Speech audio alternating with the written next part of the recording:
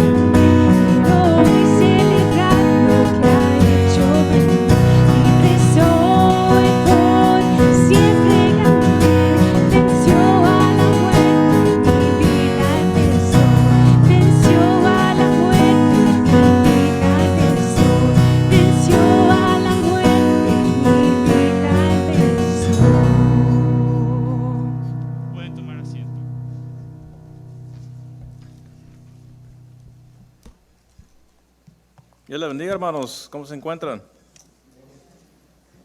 Estamos aquí contentos que estamos otra vez en la iglesia hispana para escuchar la palabra de Dios. Vamos a Esdras, capítulo 2, versículo 1 y 2. Y de ahí después de eso, vamos a ir a el 59 al 70. ¿Están listos? Esos son los hijos de la provincia que subieron de la cautividad de la transmigración de que Nabucodonosor, rey de Babilonia, hizo traspasar a Babilonia, y que volvieron a Jerusalén y a Judá, cada uno a su ciudad, los cuales vinieron con Zorobabel, Jesúa, Nehemías, Seraías, Realaías, Mardoqueo, Bilsán, Mispar, Bigvai, Rehum y Baná, la cuenta de los varones del pueblo de Israel. Vamos a 59, por favor, hasta el 70. ¿Listos?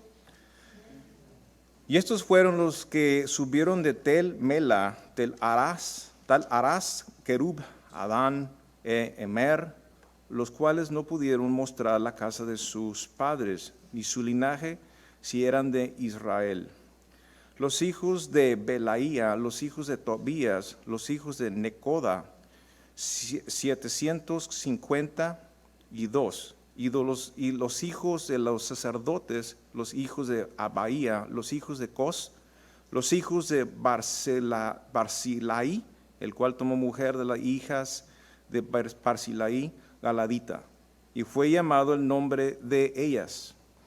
Estos buscaron su registro de genealogías y no fue hallado, y fueron echados del sacerdocio.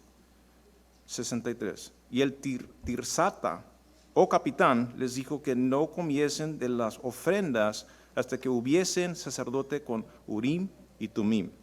Y toda la congregación unida como un varón era de 42,360, sin sus siervos y siervas, los cuales eran 7,337, y tenían 200 cantores y cantoras.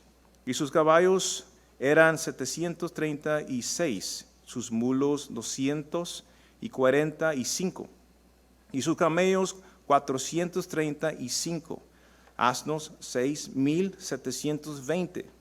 Y algunos de los cabezas de los padres, cuando vinieron a la casa del Señor, la cual estaba en Jerusalén, ofrecieron voluntariamente para la casa de Dios, para levantar en su asiento.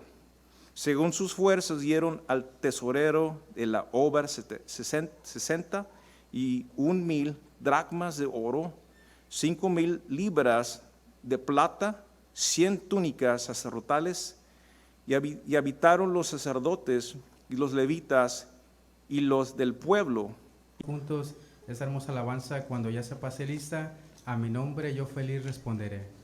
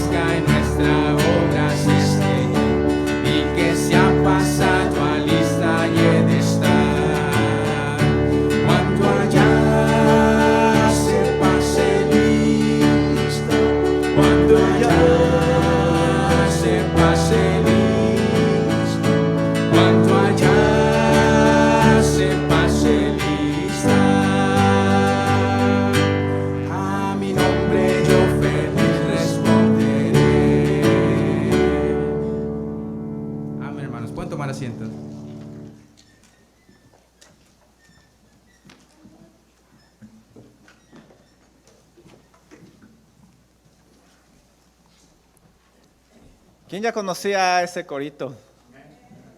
De esos de antaño que nos traen bonitos recuerdos. Los niños pueden pasar con la hermana Camacho, tiene algo especial para ellos. Ella se va a encargar de los niños. Y al final de la predicación, por favor, los papás no se olviden de sus niños, vayan a recogerlos. Bueno, por favor abran sus Biblias en Esdras capítulo número 2. Y quiero aprovechar el tiempo para darle la más cordial bienvenida a aquellos que nos acompañan por primera vez. Quizás nos han acompañado en los servicios en inglés, pero nos están acompañando ahora en los de español. Les damos la más cordial bienvenida. También voy a pedirle un favor, si alguien me puede ayudar con el aire acondicionado y bajan el aire un poquito más fresco allá atrás, por favor. Sí, no sé si son los nervios o... Es que después de ver al hermano leer el capítulo y eso que fueron nada más algunos versículos, no es fácil, ¿verdad? Cuando nosotros llegamos y abrimos nuestra Biblia en Esdras capítulo 2 y vemos todos estos nombres, usualmente tenemos la tendencia a evitar este tipo de capítulos porque pensamos que no hay nada relevante ahí.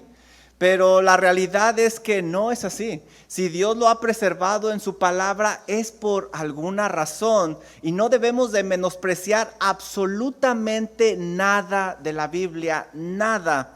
Pablo nos dice en 2 de Timoteo capítulo 3 versículos 16 y 17 lo siguiente: toda escritura es inspirada por Dios y útil para enseñar, para redarguir, para corregir, para instruir en justicia, a fin de que el hombre de Dios sea perfecto, enteramente preparado para toda buena obra. ¿Te fijaste? Toda escritura, y eso incluye el capítulo número 2 de Esdras, que es el que vamos a estudiar en esta tarde. Las genealogías nos muestran varias cosas de Dios si ponemos atención en ellas. Por ejemplo, podemos ver claramente aquí que a Dios le gustan los registros, por eso están aquí. Y este no es el único registro, la única lista que tú vas a encontrar en la Biblia. Hay varias más. De hecho, esta se va a repetir más adelante, aunque si lo piensas bien, Dios no necesita un registro escrito como nosotros, porque Él es omnisciente. Eso nos está enseñando algo más. Ese registro es para nosotros. Dios nos quiere mostrar algo. Dios quiere que veamos las cosas mejor como Él las ve. Piensa en la iglesia primitiva. Por ejemplo, Hechos capítulo 2, versículo 41 y 42, lo que nos dice: así que los que recibieron su palabra fueron bautizados, y se añadieron aquel día como 3,000 personas. Ese es un número considerable, ¿no crees? Y perseveraban en la doctrina de los apóstoles, en la comunión unos con otros, y en el partimiento del pan y en las oraciones. ¿Cómo es que sacaron ellos esa cantidad de 3,000 personas? Seguramente ellos llevaban registros. Dios quería enseñarnos eso a nosotros. ¿Cómo se organizaron para llevar la comunión los unos con los otros? Porque era un número considerable. Seguramente llevaron registros. Los registros nos ayudan a ver las cosas mejor. Con esos registros ellos sabían con qué personas podían contar y qué personas podían servir en qué. Esa es una de las razones por las cuales nosotros vemos la membresía de la iglesia como algo importante. Sucede algo y vamos a los registros y vemos ahí cómo podemos nosotros llevar a cabo eso que Dios ha puesto en nuestras manos. Esta lista de nombres también nos muestra que Dios es un Dios de orden. Dios todo lo lleva en orden. Quizá nosotros al leer todos estos nombres, aparte de trabarnos con la lengua y confundirnos, no vemos un orden, pero en realidad ahí hay un orden. Este capítulo va a empezar con los líderes. Se nombran los 10 líderes en los primeros 2 versículos. Después de los versículos 3 al 58, las familias y los clanes. Después del 59 al 63, se va a nombrar un grupo de personas que fueron excluidas. Y al final, los versículos del 64 al 69 nos da los totales. Por esta y otras razones más, no debemos de darle la vuelta cuando nosotros vemos una genealogía o una lista de nombres como la tenemos aquí. Aquí tenemos esta lista de nombres que llegaron a Jerusalén para reconstruir el templo, lo cual implicaba mucho más que levantar unos muros. Piensen en esto, cuando el templo se reedificara, todo lo que iba a pasar. Y esto iba a animar a las personas a volver al Dios de las Escrituras. Ellos están regresando de una cautividad donde no podían adorar a Dios libremente. Ahora se podría educar al pueblo en la ley de Dios. Se podría restablecer la adoración nuevamente. Se reiniciarían los sacrificios en el templo por los pecados del pueblo. Y también se iban a reconstruir los muros de la ciudad para protegerla y así poder adorar libremente. Era mucho más que levantar unos muros, y ellos entendían esta misión y la veían como un gran honor. Por eso están atendiendo el llamado de Dios. Ciudades, familias, personas serían impactadas grandemente con esta misión de este grupo de personas. Pero ese privilegio no sería para todos. como leímos nosotros, algunos buscarían tener parte en ese gran honor y heredar la tierra, pero serían rechazados. Lo primero que tenían que hacer estas personas era asegurarse que su nombre estaba escrito ahí en esa lista. Cuando leemos nosotros de un registro como este y vemos que ciertas personas fueron rechazadas, excluidas, es difícil no pensar en el libro de la vida. Dice Apocalipsis 20:15. Y el que no se halló inscrito en el libro de la vida fue lanzado al lago de fuego. Pienso que este capítulo puede invitarnos a asegurarnos de que nuestro nombre esté escrito en el libro de la vida. Y aquí podemos ver varias razones por las cuales no debemos de ser negligentes a este llamado de parte de Dios. Lo primero que me gustaría compartir contigo es que asegúrate que tu nombre está escrito porque Dios conoce a los suyos. Y nadie puede meterse, nadie puede colarse, como decimos en nuestro lenguaje coloquial, en esta lista de los que son de Dios. Fíjate lo que dice el versículo número 1. Esdras capítulo 2, versículo 1. Estos son los hijos de la provincia que subieron del cautiverio de aquellos que Nabucodonosor, rey de Babilonia, había llevado cautivos a Babilonia, y que volvieron a Jerusalén y a Judá, y cada uno a su ciudad. En el primer capítulo de Esdras nosotros aprendimos cómo Dios despertó el corazón de su pueblo y también de Ciro para que ellos regresaran a Jerusalén. En este segundo capítulo se nos da la lista de aquellos que regresaron, y una frase que se va a repetir una y otra vez es los hijos de, una y otra vez. Lo que nos muestra es que Dios sabe quiénes son de su pueblo. Dios lo sabe, y también Él sabe a quién le pertenecía cada tierra. Estas personas regresaron cada uno a su ciudad. Nos dice este verso, cada familia tenía un lugar de origen, todo tenía que encajar perfectamente. Y aquí hay una nota triste. Dice, estos son los hijos de la provincia. Y cuando uno lee esto, uno piensa en lo que era Israel. Era una potencia, era una gran nación, pero ellos estaban pagando el precio de haberse alejado de Dios y haberse llenado de su pecado. Ahora se dice de ellos que eran una simple provincia y una provincia de Persia. El rechazo a la palabra de Dios los había llevado a caer muy bajo. Por eso, mira, hermano, aprecia lo que tienes ahora. Aprecia lo que Dios te ha dado, lo que tienes en Cristo Jesús. No dejes que el pecado te engañe, porque es un ladrón y al final te va a dejar en la calle, y lo único que tendrás serán solo recuerdos y tristeza. Eso es lo que le pasó a esta gente. Pero Dios en su misericordia está permitiendo que ellos regresen. Y dice que subieron del cautiverio. Ahora, cuando nosotros leemos que subieron del cautiverio, la mayoría eran personas que nacieron allá en Babilonia. Esta era una nueva generación. Piensa tan solo en Daniel.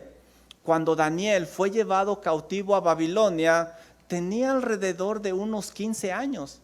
Habían pasado 70. Entonces Daniel tenía la edad de, ¿cuántos años tendría? 85. Bien, no son muy buenos con las matemáticas, espero que con las genealogías sí. 85 años. Y claro, si eran como nuestra hermanita Chacón, han de haber regresado corriendo. Pero esta era una nueva generación. Era una nueva generación, la mayoría había quedado allá en Babilonia.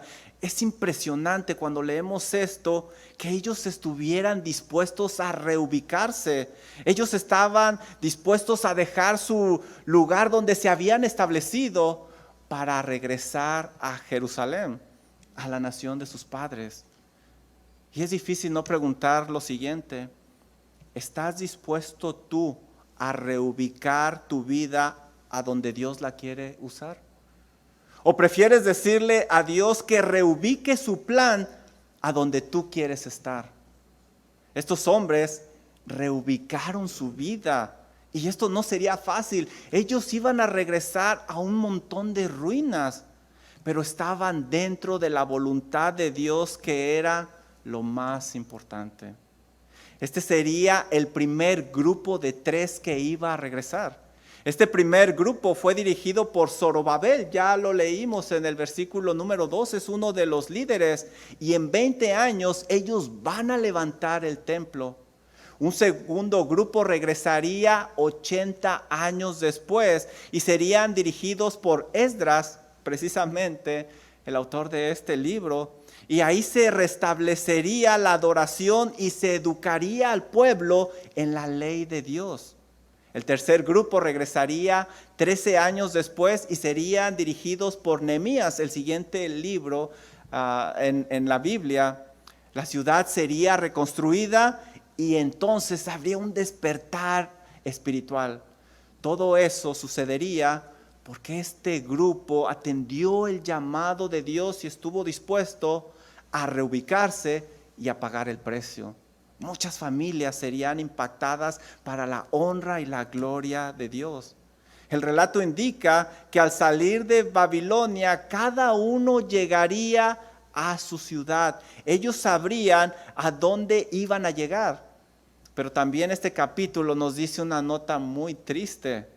No todos tendrían un lugar a donde llegar. Algunos de ellos no pudieron comprobar su nacionalidad.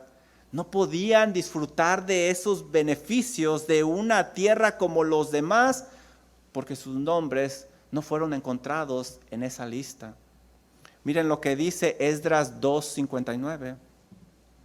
Estos fueron los que subieron de Tel Mela, Tel Harsa, Kerub, Adán e Immer, que no pudieron demostrar la casa de sus padres, ni su linaje, si eran de Israel.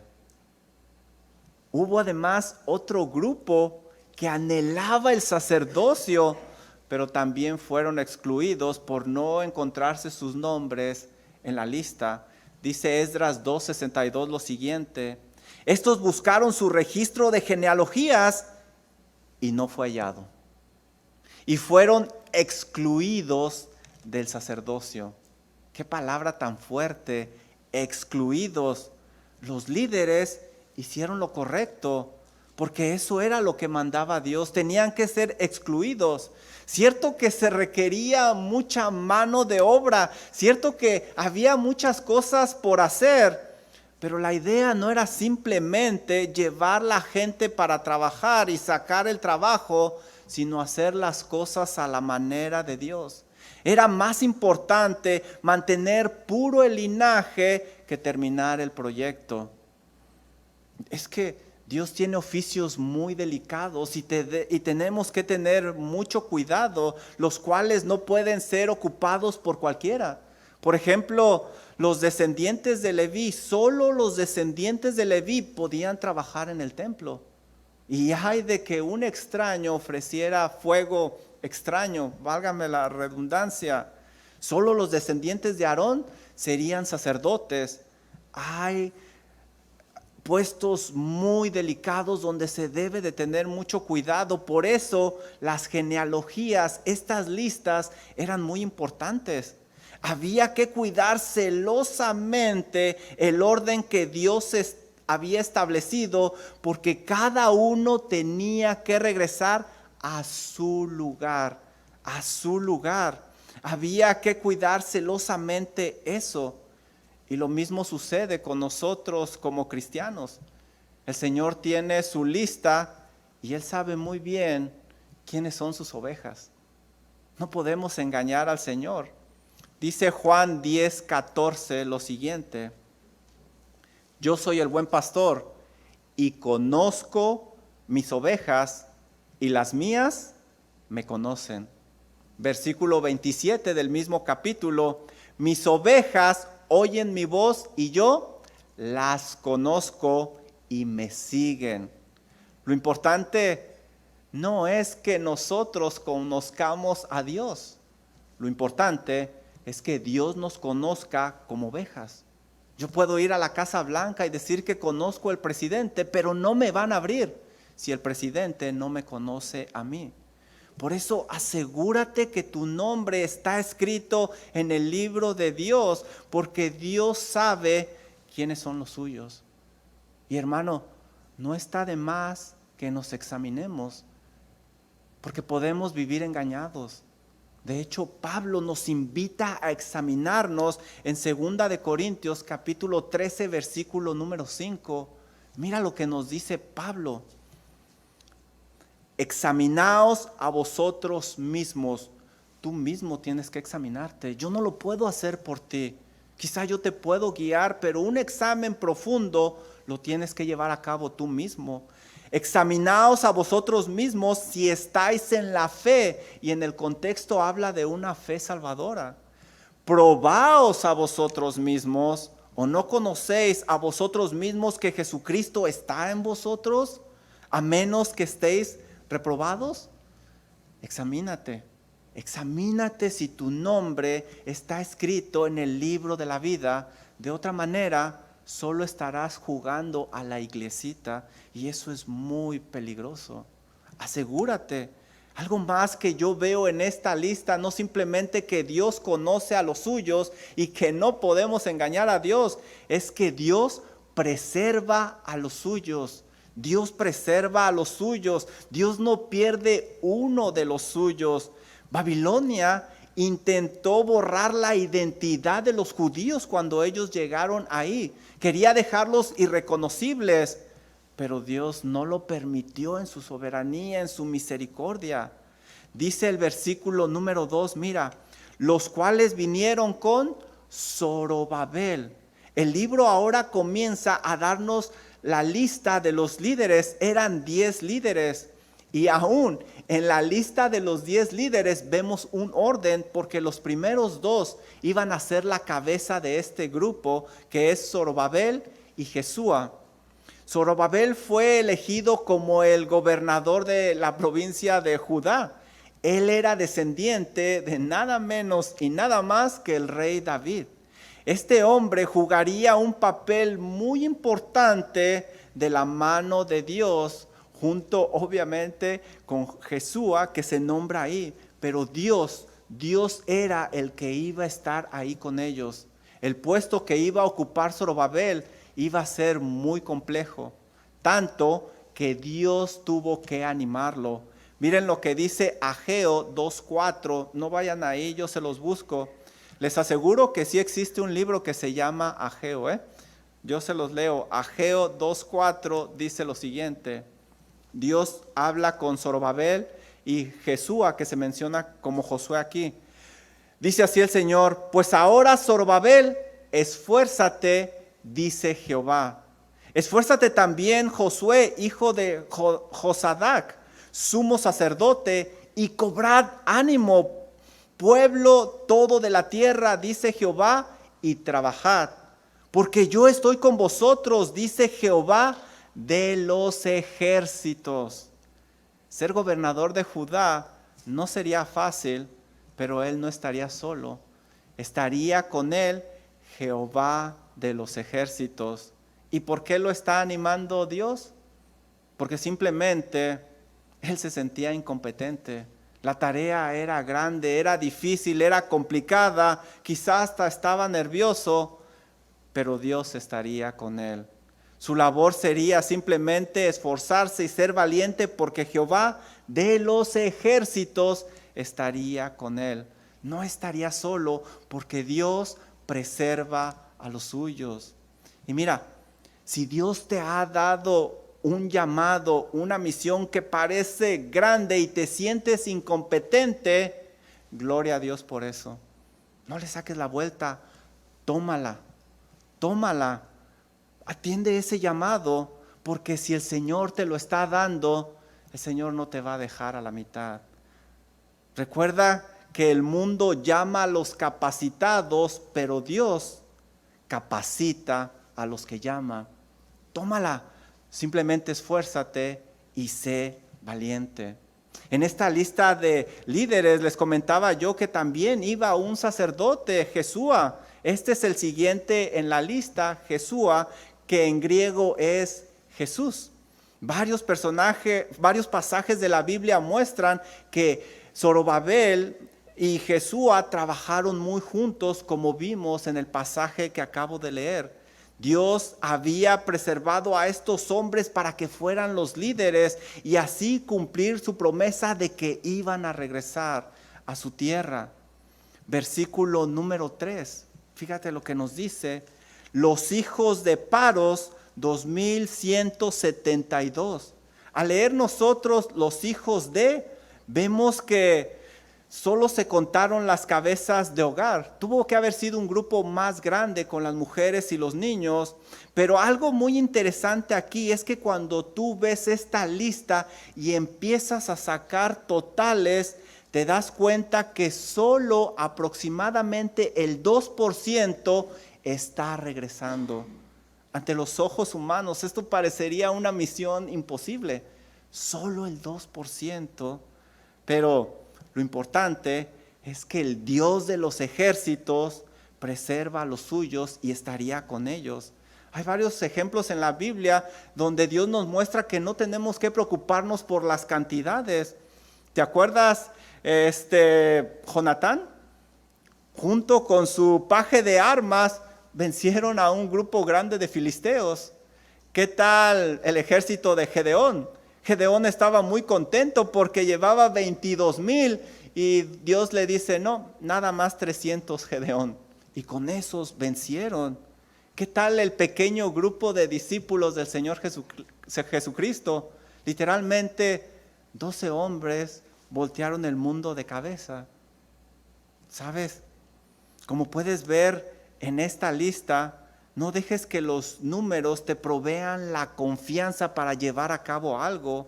Lo que te debe de proveer esa confianza es que Dios te ha dado esa misión y que Dios no te dejará a la mitad. Que Jehová de los ejércitos está contigo porque Él preserva a los suyos. Y podemos encontrar algo muy interesante cuando nosotros vemos los nombres. Cada nombre tiene un significado y esto nos puede enseñar la influencia de Babilonia, cómo ellos querían quitar la identidad de ellos. Ellos querían que Babilonia los absorbiera para entonces controlarlos. Cuando tú lees, por ejemplo, Daniel, te das cuenta cómo ellos querían quitarles su identidad. Leemos nosotros en Daniel 1:4 lo que querían hacer con estos jóvenes. Dice Daniel 1:4, ¿qué orden dio Nabucodonosor? Y que les enseñasen las letras y la lengua de los caldeos. Versículo 7, le cambia el nombre a Daniel y le pone Belsasar. Esa era la estrategia de ellos, borrar la identidad, pero Dios preserva a los suyos. Aun cuando tú ves los significados de estos nombres, por ejemplo, en el versículo número 3 nosotros leemos Paros, pero ¿qué significa Paros? Significa pulga. En el versículo 5 leemos Ara, ¿y qué significa Ara? Zorro salvaje. El versículo 11 nosotros leemos Bebal y significa pupila de ojo. Versículo 18, Jora significa lluvia de otoño. Y por favor no busques nombres a tus hijos en esta lista. Hay pasajes mejores. Pero a pesar del esfuerzo babilónico y la influencia, también podemos ver la mano de Dios obrando. Cefatías, que se menciona en el versículo 4, significa Dios ha juzgado, y eso les recordaba lo que estaban viviendo en esa cautividad. Bani significa Dios ha construido, que leemos en el versículo 10, y así la lista sigue. Dios no dejó de obrar en su pueblo durante esos 70 años. Unos padres piadosos influenciaron en sus hijos, enseñándoles por qué estaban ahí, quién era Dios y cuál era su lugar de origen. Por eso este grupo estaba dispuesto a reubicarse. Y sabes, No sé tú, pero cuando yo leo esto, yo pienso que es increíble ver a esta generación ir a un lugar en ruinas que no conocen. Mira, ellos están buscando adorar de una manera que nunca lo habían hecho. Pero ellos van con una gran confianza en el Dios verdadero. Ellos estuvieron dispuestos a dejar su lugar de comodidad para ir a restaurar esas ruinas. Sus padres seguramente trabajaron en ellos y tenían presente lo que nos enseña Deuteronomio capítulo 6, que tienen que instruir a sus hijos. Los babilonios querían que esta nueva generación adoraran y se metieran a esta cultura pagana y que se olvidaran de sus raíces, pero Dios no lo permitió, porque Dios preserva a los suyos. ¿Sabes? No importa dónde te encuentres o de quién estás rodeado, Dios te preservará. Solo asegúrate que tu nombre está escrito en su libro, porque Dios preserva a los suyos. Algo más que vemos nosotros en este capítulo es que Dios le da un propósito a los suyos. Y ese sería nuestro punto número 3. Aquellos que están en esa lista de Dios tienen un propósito para su vida. Y estos hombres lo demostraron claramente. Mira, vamos al versículo 64. Ahí hay una frase que cuando yo la leo, quedo impresionado y vas a ver por qué. Dice el versículo 64, toda la congregación unida como un solo hombre.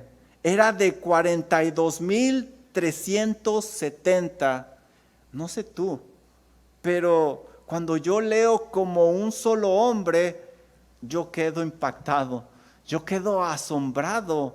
¿Cómo es posible que 42,000 personas funcionaran como un solo hombre? Ellos eran cautivos, nunca habían trabajado en un proyecto juntos de esta manera. Seguramente eran muy diferentes. Cada uno tenía su forma de pensar, su forma de ser, su forma de ver las cosas, mas sin embargo estaban unidos como un solo cuerpo. ¿Cómo lo hicieron?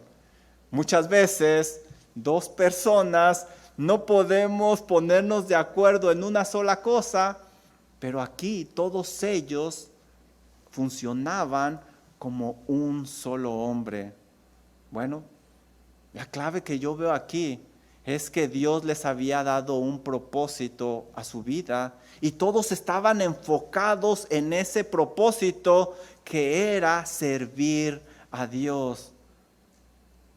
Todas esas diferencias pasaban a segundo plano. Por eso pudieron funcionar como un solo hombre. Y aquí vemos varios ejemplos. Mira, el cuerpo, ponte a pensar, está compuesto de muchos miembros, los cuales pueden ser muy diferentes. Cada uno de estos miembros debe de estar en su lugar adecuado y realizar la función que le corresponde para que el cuerpo funcione bien. Lo importante no es que un miembro sobresalga, lo importante es que el cuerpo funcione bien. Cada miembro debe de estar enfocado en tomar su posición y contribuir al cuerpo para que el cuerpo lleve a cabo una función correcta. ¿Alcanzas a verlo? Ellos se negaron a sí mismos, tomaron su lugar y contribuyeron a reconstruir el templo.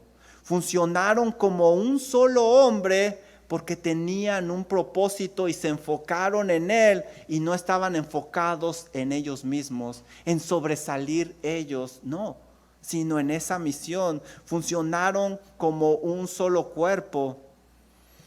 Asegúrate de tomar tu lugar y contribuir en el cuerpo de Cristo. Enfócate en la misión que Dios te ha dado como miembro del cuerpo de Cristo para que este cuerpo funcione bien. Mira lo que nos dice 1 Corintios 12, versículos del 18 al 20, lo que Pablo habla acerca de esto mismo del cuerpo. Dice así: mas ahora Dios ha colocado a los miembros. ¿Quién colocó a los miembros? Dios.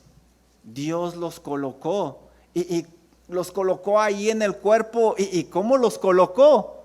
Mira lo que dice más adelante, como Él quiso. Como Él quiso. Él es el que pone los miembros, los acomoda como Él quiere.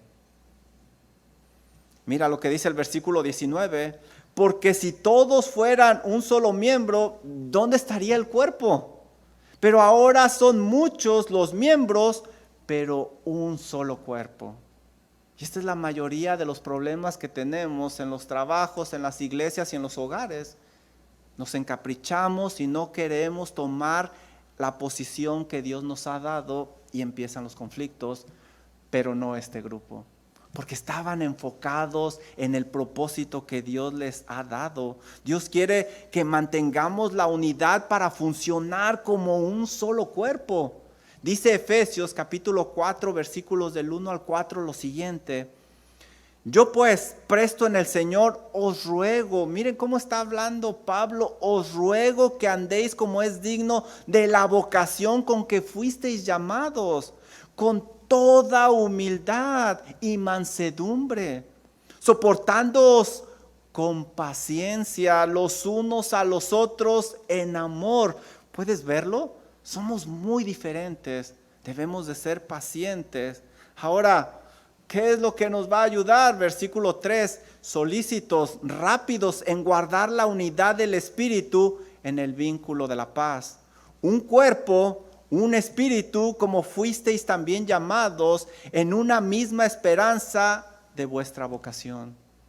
Recuerda, Dios le ha dado un propósito a tu vida.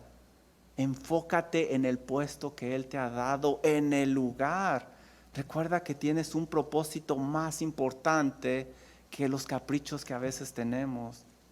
Ahora, ellos funcionaban como un solo cuerpo. Mira el versículo 66. Aquí nos menciona algo que quizá no alcanzamos a ver a simple vista. Sus caballos eran 736. Los caballos eran muy caros. Ya sea que se los dieron o que eran de ellos, el chiste es de que ellos los estaban poniendo al servicio. Lo más seguro es que los usaron para carga. Versículo 68, y algunos de los jefes de las casas paternas cuando vinieron a la casa de Jehová que estaba en Jerusalén, hicieron ofrendas voluntarias para la casa, para reedificar en su sitio. Otro ejemplo de que funcionaban como un solo cuerpo y que tenían el enfoque de esa misión es que ellos no pensaron en ellos mismos, sino en dar para la reconstrucción del templo. ¿Te fijas? Había mucha necesidad. En esa situación a nadie le sobraba los recursos, pero ellos los pusieron al servicio de Dios. ¿Cómo es posible que ellos se metieran la mano a la bolsa y sacaran tan fácilmente? ¿Lo alcanzas a ver? El propósito que ellos tenían. Ellos estaban enfocados en esa misión que Dios les había dado. Ellos se habían entregado a Dios primero, por eso no tenían problema en contribuir. Mira lo que nos dice 2 de Corintios capítulo 8 versículo 3. Dice Pablo lo siguiente: pues doy testimonio de que con agrado han dado conforme a sus fuerzas. Aquí tenemos a un grupo de personas que dieron como ellos pudieron, y más adelante nos dice, y aún más allá de sus fuerzas. ¿Cómo es posible que estos que tenían necesidad dieron más allá de sus fuerzas? La clave está en el versículo número 5. Y no como lo esperábamos, sino que asimismo se dieron primeramente al Señor y luego a nosotros por la voluntad de Dios. Estos hombres pudieron dar fácilmente porque primero se dieron a Dios. Y dieron, como enseña Pablo en 2 de Corintios 9:7, no con tristeza o por necesidad, porque Dios ama al dador alegre. Primero se dieron a Dios. Ellos tenían un propósito. Eso les ayudó en la unidad, a funcionar como un solo cuerpo. Pero no solo eso, mira el versículo 69, otro ejemplo. Según sus fuerzas, ¿a quién se lo dieron? Al tesorero. Al tesorero. Otro ejemplo de que ellos tenían el mismo propósito es que aún los jefes de los cabezas de hogar, ellos tomaron su posición. Estos jefes dieron la ofrenda a la persona correcta. Había un orden establecido que seguir, había un tesorero, había un comité y ellos se encargarían de lo demás. Esta tesorería seguramente sabía los recursos, las necesidades y ellos trabajarían en ello. No porque eran jefes de casas paternas se brincaron esa jerarquía, la respetaron ellos. Por eso ellos funcionaban como un solo cuerpo. Para que usted pueda dar a la obra, primero se tiene que dar a Dios. Y para que usted dé en el orden adecuado, primero se tiene que dar a Dios y va a respetar eso. Y no va a haber ningún problema y funcionaremos como un solo cuerpo. Ahora, para terminar, permíteme decirte que como pudimos ver, Dios conoce a los suyos, los preserva y les da un propósito. Pero tristemente, 652 personas no pudieron comprobar que eran del pueblo de Dios. Por eso no pudieron recibir la herencia. Sus nombres no estuvieron en la lista y ellos tuvieron que ser excluidos. ¿Sabes? Como sucedió en este capítulo, algún día sucederá ante el Señor. Hay una alerta muy grave, muy grande aquí. Dice Mateo 7, 22 al 23.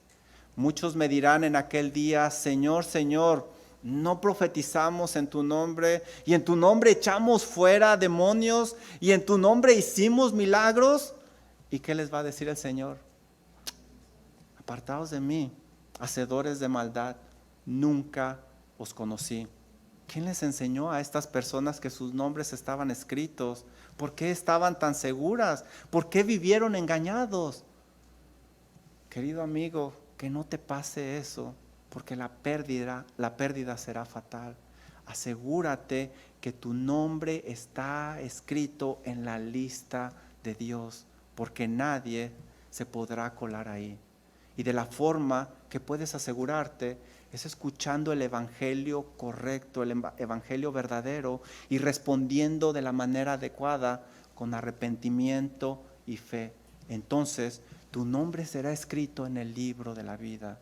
Si tú quieres saber más acerca de esto, o si tienes duda, acércate a mí o acércate a alguno de los líderes y con gusto te ayudaremos. Pero por favor, no te vayas sin asegurarte que tu nombre está escrito en la lista de Dios, en el libro de la vida. Vamos a orar. Señor y Dios y Padre Celestial, yo simplemente puedo ver los rostros, pero usted es el que ve el corazón. Padre, esta es una alerta muy grande para cada uno de nosotros. Pedimos que usted nos ayude a examinarnos como nos lo enseña el apóstol Pablo, a no engañarnos, Señor, a no ser como aquellos que algún día estarán delante de su presencia engañados, pensando que eran de los suyos y ellos serán rechazados a una condenación eterna. Yo suplico que usted tenga misericordia de cada corazón que está reunido aquí en esta noche, que usted tenga misericordia, Señor, que usted toque ese corazón, quite ese corazón de piedra y le dé un corazón de carne, que, Señor, viva con un propósito de darle a usted la honra, la gloria y disfrutar esa relación. Bendito Señor, gracias Padre por su palabra, gracias porque en verdad nos exhorta, nos anima, Señor, a voltear a usted, a buscar la unidad, a trabajar como un solo hombre. Ayude, Padre Celestial, a nuestra iglesia, que trabajemos unánimes, unidos como un solo hombre, que cada uno de nosotros tomemos nuestro lugar, nuestra posición, y que humildemente, Señor, contribuyamos a lo que usted nos ha llamado, que funcionemos como un solo cuerpo, que hablemos a los perdidos, Señor, que compartamos su palabra, el evangelio, para que más personas se den cuenta que hay esperanza en Cristo Jesús. Señor y Dios, no nos queda más que alabarle, honrarle, darle toda la honra y toda la gloria. Gracias por su Hijo Jesucristo, que murió en la cruz del Calvario para pagar por los pecados de estos pecadores. Gracias, Señor, en el nombre de Cristo Jesús. Amén. Amén. Por favor, pónganse de pie y vamos a tocar este último canto que se llama Cuán grande es Dios.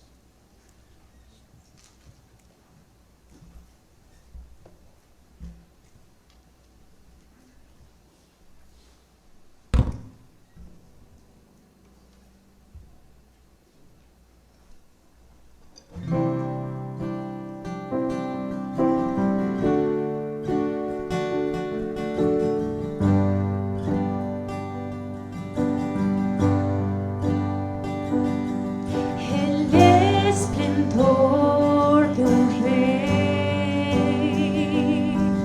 vestido en majestad, la tierra alegre está, la tierra alegre está, cubierto está de luz, venció la oscuridad y tiembla su voz, tiembla su voz. Cuán grande es Dios, cántale cuán grande es Dios y todos lo verán. Cuán grande es Dios.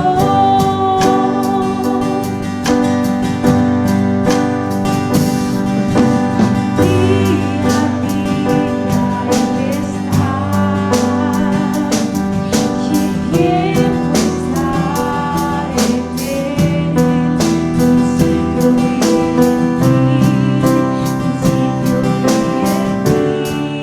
la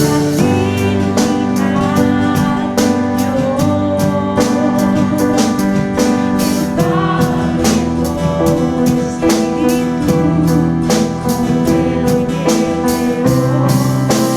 Cordero y el León, Cordero y el León. Grande es Dios, cántale cuán grande es Dios y todos lo verán. Cuán grande es Dios. Tu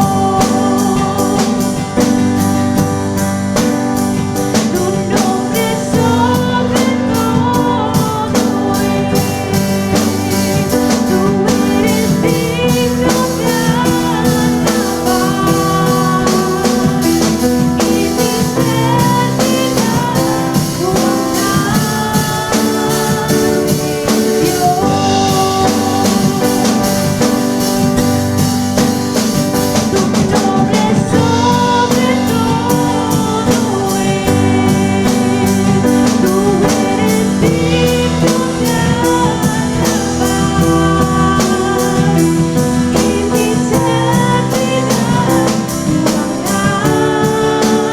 y mi eternidad.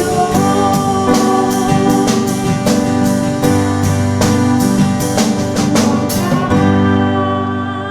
grande es Dios. Grande es Dios, cántale cuán grande es Dios y todos lo verán.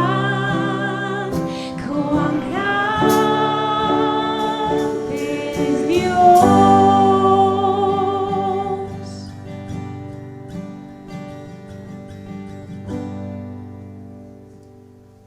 ¿Quién se ha gozado en esta tarde? Gloria a Dios, nuestro Dios es grande y es digno de toda alabanza. Muchas gracias por haber estado con nosotros y ahí afuera nuestros hermanos, como siempre, tienen algunos refrigerios para tener un poquito de compañerismo. Thank you for being here. And over there you are gonna have some snacks and we can have some fellowship. So please don't leave. Say hi to somebody. Por favor, salúdense los unos a los otros. Que el Señor les bendiga. Ya se me acabó el inglés. I ran out of English, so thank you for being here.